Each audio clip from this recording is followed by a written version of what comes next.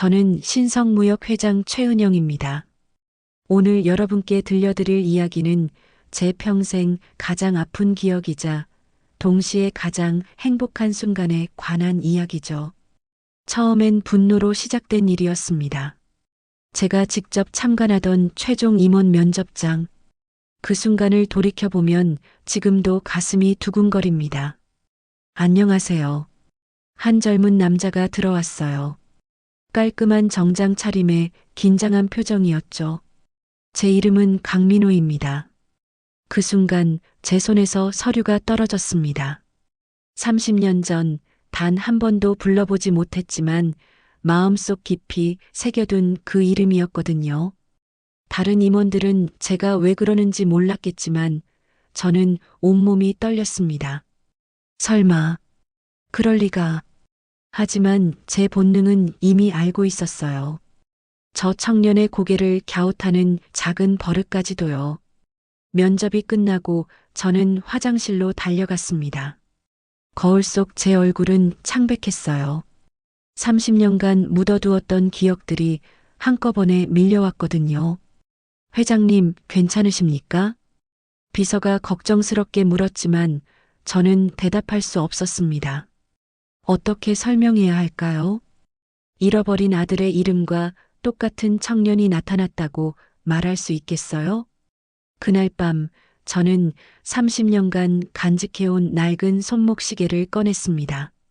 시계는 멈춰 있었지만 제 기억은 선명했어요. 그 일이 시작된 건 1980년대 초 제가 20살이었을 때였습니다. 이 진실은 마지막에 드러납니다. 끝까지 함께 해주세요. 1980년대 초 저는 서울의 한 대학교 문학동아리에 다니고 있었습니다. 그때만 해도 저는 순진한 20살 대학생이었죠. 부모님이 운영하시는 사업이 제법 번창했거든요. 하지만 저에게는 돈보다 소중한 것이 있었어요. 바로 시와 문학이었습니다. 동아리실 문을 처음 열던 그 봄날을 잊을 수가 없네요. 낡은 기타 소리가 들려왔어요. 누군가 조용한 목소리로 노래하고 있었습니다. 저는 그 소리에 이끌려 안으로 들어갔죠. 안녕하세요. 그때 고개를 든 청년이 바로 장철민이었어요. 첫 번째 충격은 그의 눈빛이었습니다. 맑고 깊었거든요. 두 번째 충격은 그의 손이었어요. 거친 일에 익숙한 손이었지만 기타줄을 만지는 모습은 너무나 섬세했습니다. 저는 장철민입니다. 광부의 아들이에요. 솔직하게 자신을 소개하는 모습에 마음이 끌렸어요. 제가 아는 남자들과는 달랐거든요. 허세나 가식이 전혀 없었습니다. 철민은 매일 새벽 4시에 일어나 신문 배달을 했어요. 수업이 끝나면 과외를 했죠. 저녁에는 공사장에서 일했습니다. 하지만 동아리 시간만은 절대 빠뜨리지 않았어요. 은영아, 이 시 어때? 철민이 자신이 쓴 시를 보여줄 때면 얼굴이 빨갛게 달아올랐습니다. 부끄러워하면서도 자신의 마음을 글로 표현하는 모습이 아름다웠어요. 저는 점점 철민에게 빠져들었습니다. 어느 가을 저녁이었어요. 단풍이 예쁘게 물든 캠퍼스에서 철민이 말했습니다. 은영아, 나는 가진 게 없어. 하지만 너를 사랑해.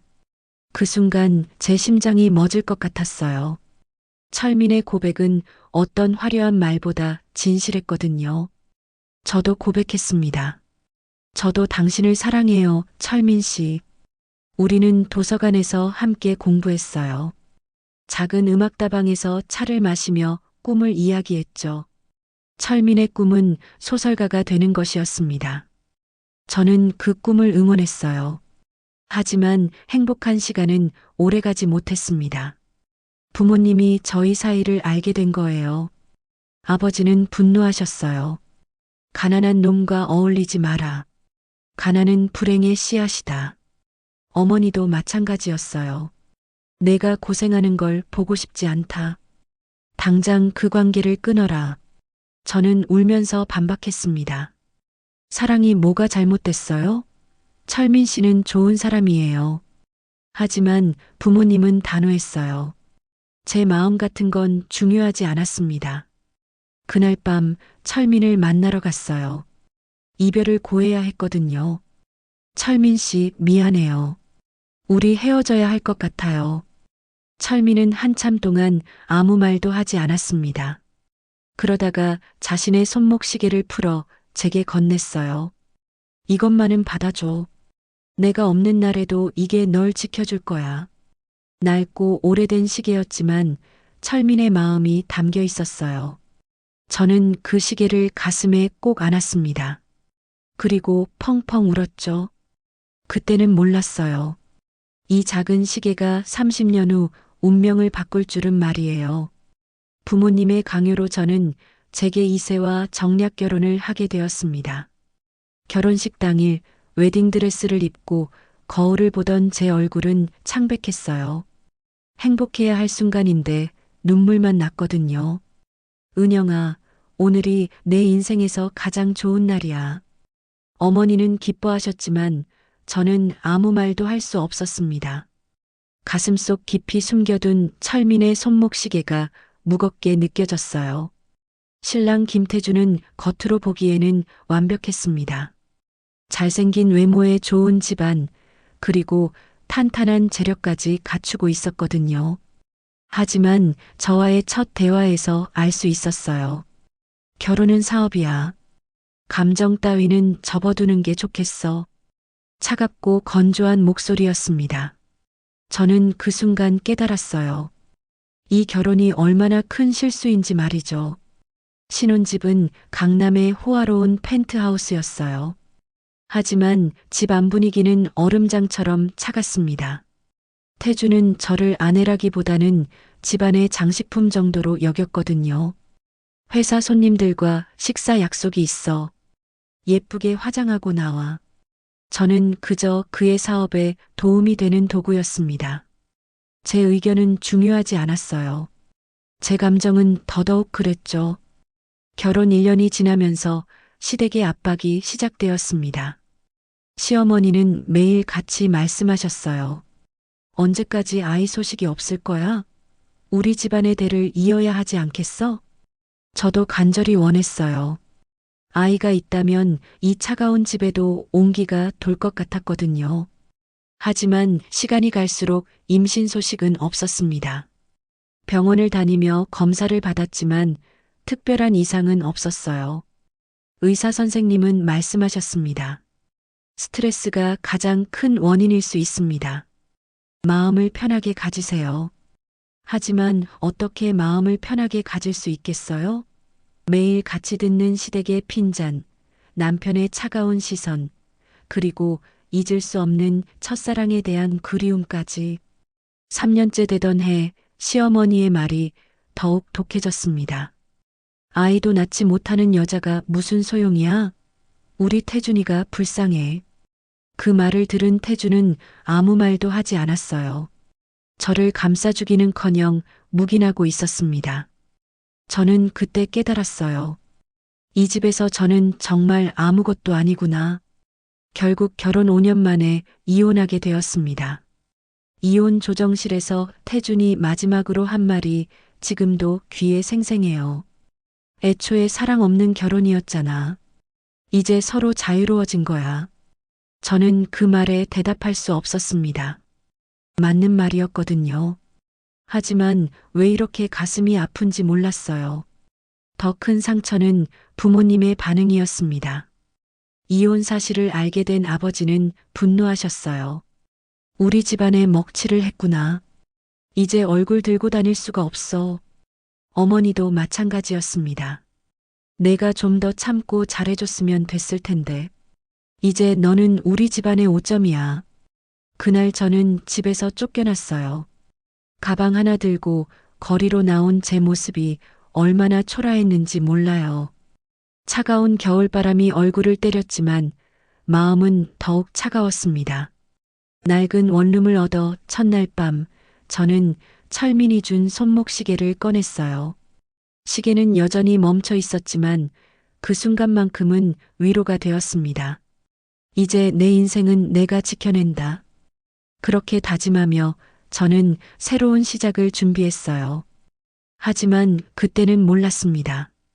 더 큰 시련이 기다리고 있다는 걸 말이에요.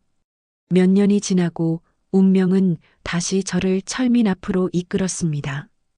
그때 저는 이혼의 상처로 마음이 메말라 있었어요. 우연히 들른 작은 서점에서 철민을 다시 만났습니다.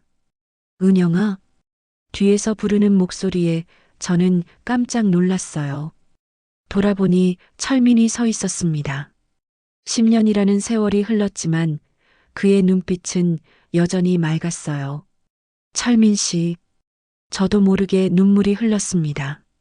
그 순간 모든 상처와 외로움이 한꺼번에 밀려왔거든요. 많이 힘들었구나. 철민은 제 마음을 단번에 알아챘어요. 우리는 그날부터 다시 만나기 시작했습니다. 하지만 예전과는 달랐어요. 서로 상처 입은 어른이 되어 있었거든요. 철민은 여전히 글을 쓰고 있었어요. 출판사에서 일하며 틈틈이 소설을 썼습니다. 가난하지만 꿈을 포기하지 않은 모습이 예전과 똑같았어요. 은영아, 다시 시작해보자. 어느 봄날 철민이 제게 청혼했습니다. 저는 망설였어요. 이미 한 번 실패한 결혼이 있었거든요. 저는 이제 상처투성이에요. 그래도 괜찮을까요? 철민은 제 손을 잡으며 말했어요. 상처가 있어도 상관없어. 함께 치유해 나가면 돼. 우리는 조용히 결혼식을 올렸습니다. 가족들의 축복은 받지 못했지만 서로만 있으면 충분했어요. 작은 아파트에서 신혼생활을 시작했습니다. 몇 달 후 저는 임신 사실을 알게 되었어요. 그토록 원하던 아이가 생긴 거죠. 철민은 기뻐서 어쩔 줄 몰랐습니다. 우리 아이 이름을 뭐라고 지을까? 철민이 물었을 때 저는 이미 마음속에 정해둔 이름이 있었어요. 민호는 어떨까요? 민족의 민, 호걸의 호로요. 철민은 환하게 웃었습니다. 좋은 이름이야. 강민호, 우리 아들 민호. 임신 기간 동안 저는 정말 행복했어요. 철민은 제 배에 대고 매일 동화책을 읽어줬습니다. 아이가 태어나기 전부터 아빠가 되어 있었어요. 하지만 행복은 오래가지 못했습니다. 임신 7개월째 집안에서 연락이 왔어요. 아버지가 직접 찾아오셨습니다. 당장 그 남자와 헤어져라. 우리 집안의 체면이 말이 아니야. 저는 필사적으로 거부했어요. 아버지, 저는 행복해요. 이제 아이도 생겼는걸요. 하지만 아버지는 단호했습니다. 해외로 유학을 보내줄 테니까 당장 떠나라. 아이는 그 남자가 키우면 돼. 그날 밤 저는 철민과 마지막 대화를 나눴어요. 둘 다 울고 있었습니다. 은영아, 우리가 포기해야 하나? 철민도 현실을 알고 있었어요. 집안의 압박을 이겨낼 수 없다는 걸 말이에요. 아버지의 강한 반대에 저는 수천 수만 번 설득을 하려 했으나 역부족이었어요. 미안해요, 철민 씨. 아이만은 잘 키워주세요. 출산 직후 저는 갓난아기를 안아봤어요. 작고 소중한 생명이었습니다. 아기는 철민을 닮아 눈이 또롱또롱했어요. 민호야, 엄마가 미안하다. 눈물을 흘리며 아이에게 속삭였습니다. 하지만 아이를 철민에게 맡기고 떠나야 했어요. 공항으로 가는 차 안에서 저는 철민의 손목시계를 꺼냈습니다. 그리고 마음속으로 다짐했어요. 민호야, 엄마가 꼭 다시 찾을게. 언젠가는 반드시. 비행기 창문으로 보이는 서울의 야경이 점점 멀어졌어요. 하지만 제 마음속 민호는 더욱 선명해졌습니다. 그 순간부터 저는 알고 있었어요. 언젠가 다시 만날 운명이라는 걸 말이에요. 비행기 안에서 저는 계속 울었습니다. 다른 승객들이 쳐다봤지만 상관없었어요. 제 마음의 반쪽을 두고 떠나는 길이었거든요. 해외에서의 10년은 정말 피눈물 나는 시간이었어요. 매일 새벽 5시에 일어나 영어 공부부터 시작했습니다. 낮에는 대학원 수업을 듣고 밤에는 식당에서 설거지를 했어요. 손이 트고 갈라져도 포기하지 않았습니다. 왜 이렇게까지 해야 하지? 가끔 거울을 보며 자문했지만 답은 명확했어요. 민호를 다시 찾기 위해서는 성공해야 했거든요. 국제무역학 박사과정을 마치고 현지 무역회사에서 일을 시작했어요. 처음엔 동양인 여성이라는 이유로 무시받았습니다. 하지만 저는 남들보다 2배, 3배 더 열심히 일했어요. 미스 최, 당신 정말 대단해요. 5년 후 상사가 저에게 한 말입니다. 저는 그 회사 최연소 부장이 되었거든요. 하지만 성공할수록 마음 한편이 공허했어요. 밤마다 철민이 준 손목시계를 보며 혼자 울었습니다. 민호야, 잘 있니? 매일 밤 중얼거리는 말이었어요. 시계는 여전히 멈춰 있었지만 제 마음만은 계속 뛰고 있었습니다. 1995년 드디어 한국으로 돌아올 때가 되었어요. 해외에서 쌓은 경험과 인맥을 바탕으로 작은 무역회사를 차렸습니다. 사무실이라고 해봐야 방 2개짜리 작은 공간이었어요. 사장님, 정말 여기서 시작하시는 거예요? 직원으로 뽑은 김 과장이 의아해했지만 저는 확신했습니다. 여기서 시작해서 큰 회사를 만들 거예요. 첫 계약을 따내기까지 8개월이 걸렸어요. 수십 번의 거절을 당했지만 포기하지 않았습니다. 새벽 4시까지 제안서를 쓰고 아침 일찍 고객을 찾아다녔어요. 회사가 조금씩 성장하기 시작했습니다. 직원도 5명, 10명으로 늘어났어요. 하지만 저에게는 사업 성공보다 더 중요한 목표가 있었습니다. 민호를 찾는 것이었어요. 사설 탐정까지 고용해서 철민과 민호의 행방을 수소문했습니다. 하지만 소식을 들을 수 없었어요. 마치 세상에서 사라진 것처럼 말이에요. 회장님, 너무 무리하지 마세요. 비서가 걱정할 정도로 저는 일에만 매달렸어요. 일할 때만이 민호에 대한 그리움을 잊을 수 있었거든요. 2000년대 들어 회사가 본격적으로 성장했습니다. 중국 진출이 대성공을 거두면서 매출이 급격히 늘었어요. 언론에서도 주목하기 시작했습니다. 여성 CEO의 새로운 신화, 최은영. 신문 일면에 제 사진이 실렸을 때도 기쁘지 않았어요. 민호가 이 기사를 볼 수 있을까 하는 생각만 들었습니다. 2010년 드디어 신성무역을 대기업으로 키웠어요. 40층 본사 빌딩에 회장실을 마련했습니다. 하지만 화려한 사무실에 혼자 앉아 있으면 더욱 외로웠어요. 성공했지만 행복하지 않다. 이게 제 솔직한 심정이었습니다. 매일 밤 집무실에서 철민의 손목시계를 꺼내보는 것이 유일한 위로였어요. 민호야, 어디에 있니? 엄마를 용서할 수 있을까? 창밖으로 보이는 서울 야경이 아름다웠지만 제 마음은 여전히 어둠 속이었습니다. 그때는 몰랐어요. 민호가 이미 제 곁에 다가오고 있다는 걸 말이에요. 어느 날 인사팀에서 보고를 올렸어요. 회장님, 이번 신입사원 채용에 우수한 인재들이 많이 지원했습니다. 저는 대수롭지 않게 넘겼습니다. 하지만 그 중에 운명적인 이름이 있을 줄은 꿈에도 몰랐어요. 바로 강민호라는 이름이 말이에요. 철민은 민호가 5살이 되던 해에 세상을 떠났습니다. 폐암이었어요. 가난한 살림에 병원비까지 감당할 수 없었던 철민은 끝까지 버텼지만 결국 하늘나라로 갔습니다. 아빠 언제 돌아와? 어린 민호가 묻는 말에 철민의 누나 장영숙은 눈물을 삼켜야 했어요. 영숙은 철민이 마지막으로 당부한 말을 잊지 않았습니다. 누나, 민호만은 잘 키워주세요. 이 아이 엄마는 훌륭한 분이에요.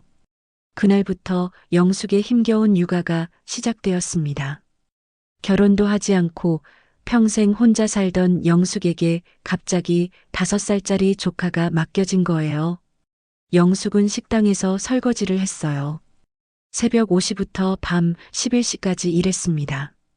손님들이 남긴 음식을 싸와서 민호와 함께 먹었어요. 고모, 미안해요. 어린 민호가 말할 때마다 영숙의 가슴이 찢어졌습니다. 미안할 게 뭐 있니? 우리 민호는 고모의 자랑이야. 주말에는 청소 일을 했어요. 사무실 청소, 아파트 청소, 가릴 것 없이 일했습니다. 민호를 혼자 두고 갈 수 없어서 함께 데리고 다녔어요. 저기 있는 아이 왜 저렇게 얌전하지? 청소하는 곳 사람들이 신기해했어요. 민호는 구석에 조용히 앉아서 책을 읽거나 그림을 그렸거든요. 민호는 어려서부터 눈치가 빨랐어요. 고모가 얼마나 힘들게 자신을 키우는지 알고 있었습니다. 그래서 절대 때를 쓰지 않았어요. 고모, 저는 라면만 먹어도 돼요. 다른 아이들이 치킨을 먹고 싶다고 할 때 민호는 이렇게 말했습니다. 초등학교에 들어가면서 민호는 더욱 의젓해졌어요. 학교가 끝나면 영숙이 일하는 식당으로 와서 숙제를 했습니다. 이 아이 정말 기특해. 식당 사장님도 민호를 예뻐했어요. 가끔 떡볶이나 김밥을 주곤 했습니다. 중학교 때 민호는 반에서 1등을 했어요. 상장을 받아온 날 영숙은 펑펑 울었습니다. 고모, 왜 울어요? 민호가 걱정스럽게 물었어요. 기뻐서 우는 거야. 우리 민호가 너무 자랑스러워서. 고등학교 진학을 앞두고 영숙은 고민이 많았어요. 사립고등학교 등록금을 마련할 수 없었거든요. 하지만 민호는 씩씩하게 말했습니다. 고모, 저는 공립고등학교 가면 돼요. 거기서도 열심히 공부할 수 있어요. 고등학교 3년 동안 민호는 새벽 배달 아르바이트를 했어요. 영숙 몰래 했던 일이었습니다. 민호야, 넌 공부만 해도 돼. 영숙이 말했지만 민호는 고집했어요. 고모 혼자 힘들게 하실 수 없어요. 저도 도와야죠. 대학 입시를 앞두고 민호는 말했습니다. 고모, 지방 국립대학교에 가려고 해요. 장학금도 받을 수 있고요. 영숙은 미안했어요. 서울의 좋은 대학교에 보내주지 못해서 말이에요. 괜찮아요, 고모. 어디서 공부하든 중요한 건 제가 얼마나 노력하느냐죠. 민호는 지방 국립대학교 무역학과에 합격했어요. 전액 장학금까지 받았습니다. 영숙은 기뻐서 어쩔 줄 몰랐어요. 고모, 언젠가 제가 성공하면 고모를 편하게 해드릴게요. 대학교 졸업식 날 민호가 영숙에게 한 약속이었어요. 민호에게는 아버지에게서 물려받은 특별한 버릇이 있었어요. 생각할 때 고개를 살짝 갸웃하는 버릇이었습니다. 영숙은 그 모습을 볼 때마다 돌아가신 철민이 생각났어요. 정말 아버지를 닮았구나. 그리고 민호의 가방 속에는 아버지가 남긴 편지 한 통이 들어 있었어요. 아버지의 마지막 당부와 함께 어머니에 대한 이야기가 적힌 편지였습니다. 하지만 민호는 아직 그 편지를 읽을 용기가 없었어요. 민호는 신성무역에 입사했지만 현실은 냉혹했습니다. 지방대 출신이라는 이유로 다른 신입사원들과는 다른 대우를 받았어요. 강민호 씨는 어느 대학 출신이죠? 첫 회식 자리에서 선배가 물었을 때 민호는 당당하게 대답했어요. 부산대학교 무역학과입니다. 그 순간 좌석의 분위기가 싸늘해졌습니다. 다른 신입사원들은 모두 서울의 명문대 출신이었거든요. 아, 그렇구나. 선배는 대충 넘어갔지만 민호는 그 시선을 느낄 수 있었어요. 무시하는 눈빛이었습니다. 특히 임원 박상호는 처음부터 민호를 눈엣가시로 여겼어요.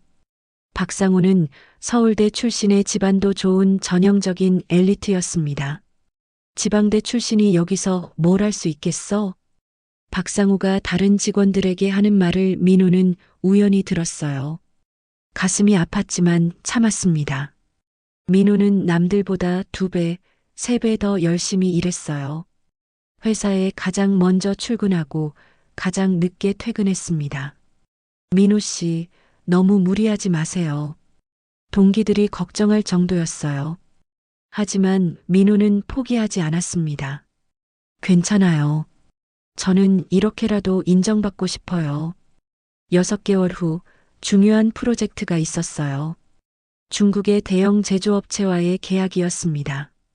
성공하면 회사에 수백억 원의 매출을 가져다 줄 수 있는 큰 건이었어요. 박상호는 일부러 조작된 계약서를 민호에게 맡겼습니다. 계약 조건을 불리하게 바꿔놓은 거예요. 강민호, 이 계약서로 내일 프레젠테이션 해. 민호는 계약서를 받고 이상함을 느꼈어요. 뭔가 계산이 맞지 않았거든요. 그날 밤 민호는 잠을 자지 않고 계약서를 분석했습니다. 고개를 갸웃하며 계산기를 두드리는 모습은 영숙이 보면 철민을 떠올릴 만큼 똑같았어요. 이상해. 이 조건대로라면 우리 회사가 손해를 보는데? 새벽 4시까지 분석한 결과 민호는 진실을 발견했어요. 누군가 일부러 계약 조건을 조작한 것이었습니다. 다음 날 아침 임원회의에서 민호는 당당하게 발표했어요. 이 계약서에는 문제가 있습니다. 회의실이 조용해졌어요. 박상호는 당황한 표정을 감추지 못했습니다. 뭔 소리야? 내가 뭘 안다고? 하지만 민호는 차근차근 설명했어요. 조작된 부분과 올바른 계산을 보여주었습니다. 회의실 한켠에서 이 모습을 지켜보던 최은영 회장은 깜짝 놀랐어요. 민호가 고개를 갸웃하는 버릇을 보았거든요. 왜 저 아이가 철민과 똑같은 버릇을? 은영의 가슴이 두근거리기 시작했어요. 하지만 설마 하는 마음에 애써 부정했습니다. 훌륭한 분석이네요. 은영이 민호를 칭찬했을 때 민호는 고개를 꾸벅 숙였어요. 감사합니다, 회장님. 그 순간 은영은 더욱 확신했어요. 저 청년에게서 철민의 모습을 본 것이 착각이 아니었다는 걸 말이에요. 회의 후 박상호는 분노했어요. 자신의 계획이 무너진 것도 화났지만 지방대 출신에게 창피를 당한 것이 더욱 분했습니다. 강민호, 내가 잘났구나? 박상호는 민호에게 더욱 가혹하게 굴었어요. 불필요한 야근을 시키고 쓸데없는 업무를 떠맡겼습니다. 하지만 민호는 묵묵히 견뎠어요. 고모 영숙의 희생을 생각하면 이 정도는 아무것도 아니었거든요. 그날 밤 민호는 아버지가 남긴 편지를 다시 꺼냈어요. 아직 읽지 못한 편지였습니다. 아빠, 저 잘하고 있는 거 맞죠? 편지 봉투를 만지작거리며 혼자 중얼거렸어요.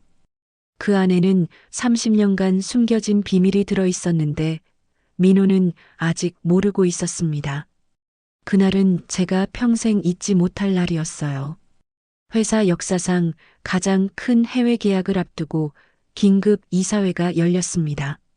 중국 대기업과의 1,000억 원 규모 계약이었거든요. 이번 계약이 성사되면 우리 회사는 한 단계 더 성장할 수 있습니다. 저는 이사들 앞에서 발표하고 있었어요. 하지만 마음 한편으로는 계속 민호가 신경 쓰였습니다. 그의 고개를 갸웃하는 버릇이 자꾸만 떠올랐거든요. 그때 박상우가 다급하게 회의실로 들어왔어요. 회장님, 큰일 났습니다. 중국 측에서 계약 조건에 문제가 있다고 합니다. 순간 회의실이 술렁였어요. 이 계약이 무산되면 회사에 큰 타격이었거든요. 무슨 문제입니까? 제가 물었을 때 박상호는 당황한 표정으로 말했어요. 계약서에 오류가 있다고 하는데 저도 정확히 모르겠습니다. 그때 민호가 회의실 문을 노크했어요. 죄송합니다. 급한 일이 있어서 왔습니다. 지금 중요한 회의 중인데 뭔가. 박상호가 짜증스럽게 말했지만 민호는 침착했어요. 중국 계약건에 대해 말씀드리고 싶습니다. 그 순간 회의실이 조용해졌어요. 모든 이사들의 시선이 민호에게 쏠렸습니다. 계약서 원본을 확인해 봤는데 중국 측이 말하는 게 맞습니다. 누군가 계약 조건을 조작했어요. 민호가 가져온 USB를 프로젝터에 연결하자 충격적인 내용이 화면에 나타났어요. 박상우 임원이 지난 3년간 계속 계약서를 조작해 왔습니다. 회사에 총 300억 원의 손해를 끼쳤어요. 이사들이 웅성거렸어요. 박상우는 얼굴이 새하얗게 되어 있었습니다. 이건 조작이야. 지방대 출신 놈의 말을 믿겠다는 거야? 박상우가 소리쳤지만 민호는 차분하게 증거를 제시했어요. 여기 박상우 임원의 컴퓨터에서 복사한 파일들입니다. 그리고 이건 녹음 파일이에요. 녹음기에서 박상우의 목소리가 흘러나왔어요. 강민호 그놈 때문에 계획이 틀어졌어. 이번에는 더 교묘하게 조작해서 걔한테 뒤집어 씌우자. 회의실이 충격에 빠졌어요. 박상우는 완전히 무너졌습니다. 회장님, 죄송합니다. 제가 잘못했습니다. 하지만 이미 늦었어요. 저는 단호하게 말했습니다.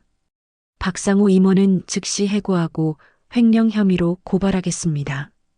이사회가 끝나고 저는 민호를 제 회장실로 불렀어요. 마음이 복잡했거든요. 정말 대단합니다. 어떻게 이런 걸 알아냈죠? 민호는 고개를 갸웃하며 대답했어요.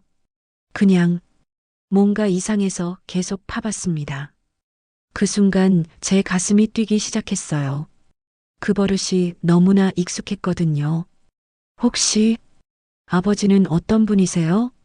조심스럽게 물었을 때 민호의 표정이 어두워졌어요. 아버지는 제가 5살 때 돌아가셨어요. 장철민이라고 하십니다. 그 이름을 듣는 순간 저는 온몸이 얼어붙었어요. 그럼 어머니는? 어머니는 모릅니다. 아버지가 돌아가시기 전에 해외로 가셨다고만 들었어요.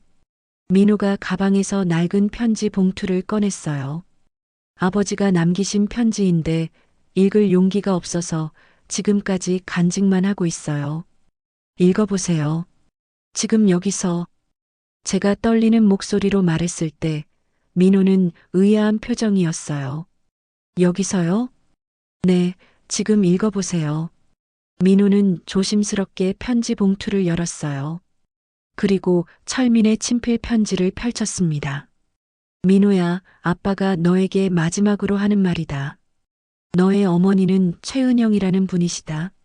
정말 훌륭한 분이니까 언젠가 꼭 찾아뵈어라. 그리고 이 손목 시계를 전해드려라. 어머니가 알아보실 거다. 민호의 손이 떨렸어요. 그리고 편지와 함께 들어있던 낡은 손목 시계를 꺼냈습니다. 제가 30년간 간직해온 그 시계와 똑같은 시계였어요. 최은영. 그게 혹시... 민호가 저를 바라봤을 때 저는 더 이상 참을 수 없었어요. 민호야. 회장님? 나는 최은영이야. 너의 엄마야. 그 순간 시간이 멈춘 것 같았어요. 민호는 믿을 수 없다는 표정으로 저를 바라봤습니다. 엄마라고요? 그래, 민호야. 내가 너를 낳아준 엄마야. 저는 가슴에서 30년간 간직한 손목시계를 꺼냈어요. 철민이 준 그 시계를 말이에요. 이게 아빠가 주신 시계와 똑같아요. 민호의 눈에서 눈물이 흘렀어요. 민호야, 엄마가 미안해. 너를 떠나보낸 게 평생 후회야. 저도 눈물을 참을 수 없었어요. 30년간 찾던 아들이 바로 제 곁에 있었던 거예요. 엄마, 정말 엄마예요? 민호가 떨리는 목소리로 물었을 때 저는 그를 꽉 끌어안았습니다. 그래, 내 아들 민호야. 엄마가 여기 있어. 그 순간 30년간의 그리움, 30년간의 아픔이 모두 녹아내렸어요. 모자가 다시 만나는 기적 같은 순간이었습니다. 엄마, 저 많이 보고 싶었어요. 민호도 울면서 저를 안았어요. 나도야, 민호야. 하루도 너를 잊은 적이 없어. 한참을 그렇게 안고 있었어요. 30년간의 공백을 메우려는 것처럼 말이에요. 그때 비서가 급하게 들어왔어요. 회장님, 박상우가 도망치려다가 공항에서 체포됐습니다. 저는 민호를 바라보며 말했어요. 우리 민호가 정의를 세워줬구나. 엄마, 고모도 만나보시는 게 어떨까요? 민호가 조심스럽게 물었어요. 그럼, 당연히 만나야지. 우리 민호를 30년간 키워준 은인을 어떻게 안 만나? 그날 저녁 저는 민호와 함께 영숙을 만났어요. 작은 식당에서 일하고 계시던 영숙은 저를 보자마자 울음을 터뜨렸습니다. 정말 민호 어머니세요? 네, 정말 고마웠어요. 제 아들을 이렇게 훌륭하게 키워주셔서 저는 영숙에게 깊이 인사드렸어요. 이제 영숙 씨는 일하지 마세요. 제가 모시고 살겠습니다. 그럴 순 없어요. 저는 고모, 엄마 말씀이 맞아요. 이제는 편히 지내세요. 민호가 영숙의 손을 잡으며 말했어요. 일주일 후 저는 회사 전체 직원들 앞에서 발표했습니다. 강민호 대리를 무역본부장으로 승진시키겠습니다. 직원들이 박수를 쳤어요. 이제는 아무도 민호를 무시하지 않았습니다. 그날 밤 저희는 함께 철민의 묘소를 찾았어요. 철민 씨, 우리 아들이 이렇게 훌륭하게 자랐어요. 정말 감사해요. 묘비 앞에서 저는 감사의 인사를 드렸어요. 아빠, 엄마와 함께 왔어요. 이제 정말 가족이 됐어요. 민호도 아버지께 기쁜 소식을 전했습니다. 6개월 후 저희는 새 집으로 이사했어요. 민호와 영숙, 그리고 저 이렇게 세 식구가 함께 살 수 있는 따뜻한 집이었습니다. 엄마, 정말 꿈 같아요. 민호가 말할 때마다 저는 행복했어요. 나도야, 민호야. 이제 우리는 진짜 가족이야. 박상우는 결국 3년형을 선고받았어요. 회사 돈을 횡령한 죄가 크게 작용했습니다. 하지만 저는 더 이상 그런 일에 신경 쓰지 않았어요. 제게는 더 소중한 것이 있었거든요. 어느 일요일 아침이었어요. 저는 민호와 영숙과 함께 아침 식사를 하고 있었습니다. 엄마, 고모, 정말 행복해요. 민호의 환한 웃음을 보니 30년간의 고생이 모두 보상받는 기분이었어요. 우리 민호가 가장 소중한 선물이야. 저는 마침내 진정한 행복을 찾았습니다. 성공보다 돈보다 명예보다 소중한 가족을 되찾은 거예요. 지금도 가끔 그날을 떠올립니다. 운명이 저희 모자를 다시 만나게 해준 기적 같은 그날을 말이에요. 그리고 확신합니다. 진정한 사랑은 시간도 거리도 이길 수 없다는 것을 말이에요.